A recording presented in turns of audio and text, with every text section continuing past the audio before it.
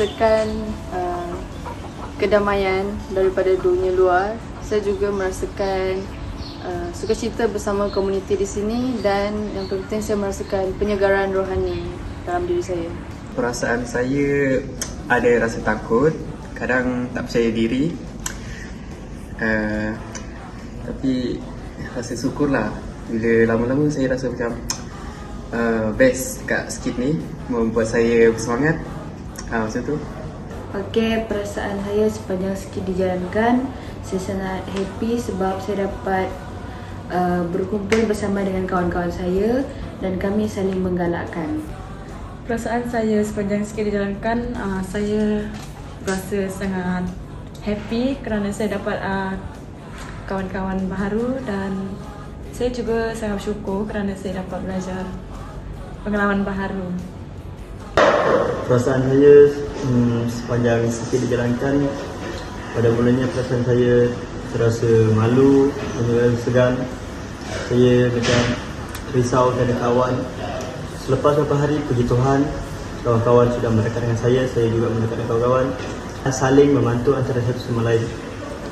Perasaan saya sepanjang skit ni dijalankan, mula-mula saya merasa ragu-ragu juga dan malu sebenarnya, dan semakin lama saya di sini, saya gembira dan dapat menyesuaikan diri.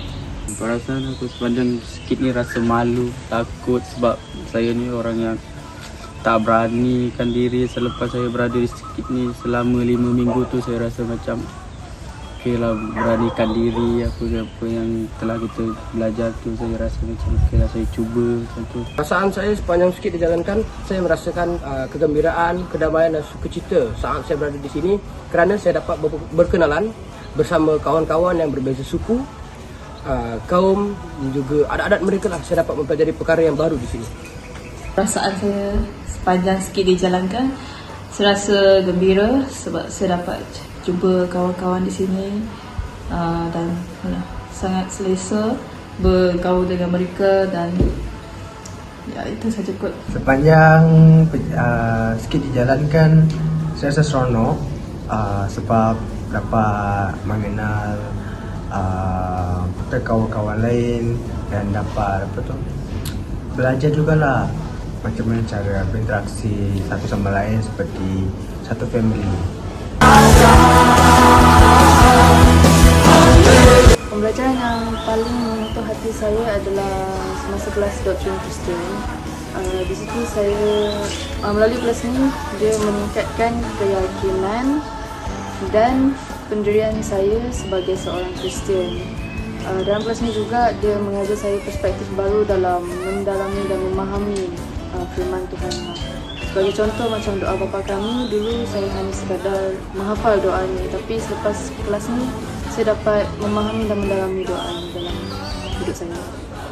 Pelajaran yang menyentuh hati aku ialah cara mengampuni jugalah, sebab bagi saya mengampuni ni walaupun susah lah nak mengampuni orang sudah menyakit hati kita tu, tapi kita rasa boleh cuba mengampuni orang yang sudah menyakit hati kita tu.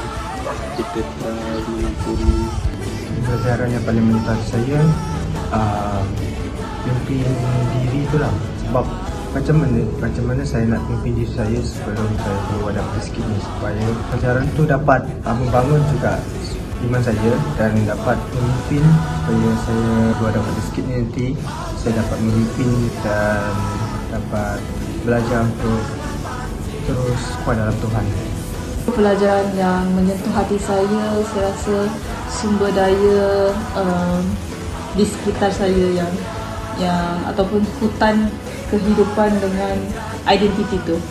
Sebab saya rasa saya sebelum ni macam kurang ambil tahu, tapi lepas saya datang sini, saya dengar pelajaran ni, dia buat saya macam okay, wah, saya sebenarnya kena ambil tahu juga benda ni. Sebab saya ada satu pelajaran tu setelah sentuh masa saya buat satu lakaran lukisan tentang apa kegemaran di kampung saya. Itu sangat menyentuh hati saya dan dia sangat memberi kesedaran kepada saya untuk pertahankan sebenarnya Sebab sebelum ni saya memang tidak ambil tahu lah, saya tak ambil peduli tentang perkara ini. Pembelajaran yang menyentuh hati saya di sini adalah tentang doktrin Kristian, iaitu kenapa saya memilih doktrin Kristian itu sebagai pembelajaran yang menyentuh hati saya, kerana ianya adalah tentang saya untuk mempertahankan iman saya dalam Yesus. Apa yang menyentuhkan hati saya, yang saya dapat fahamkan tentang dalam skit ni, saya dapat belajar mungkin daripada segi sesi pengurusan wang dan juga pengurusan masa. Saya terus sekarang begitu penting masa di mata manusia lah. Juga pengurusan wang, manusia tidak seharusnya bekerja untuk mencarikan wang. Jangan jadikan badan kita sebagai hamba wang. Ingat juga, bekerja terus bekerja, tapi waktu rehat mesti ada. Pembelajaran yang paling menyentuh hati saya adalah mungkin pengampunan. Mengajarkan saya untuk mengampuni orang lain tanpa berdendam sedikit pun.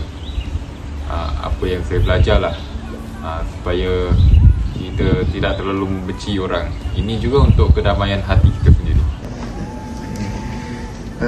Mengenai hati bapa yang pasal pengampunan tu sangat menyentuh hati saya. Saya rasa macam tergerak untuk rasa mengampuni lah macam tu. Pembelajaran yang paling menyentuh hati saya pertama sekali adalah tentang disiplin kerohanian.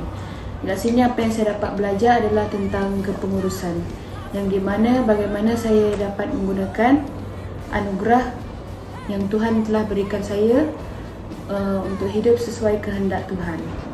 Pelajaran yang paling menyentuh hati saya adalah pengampunan. Apa yang saya dapat belajar tentang pengampunan adalah saya belajar untuk mengampuni orang yang berbuat salah kepada saya.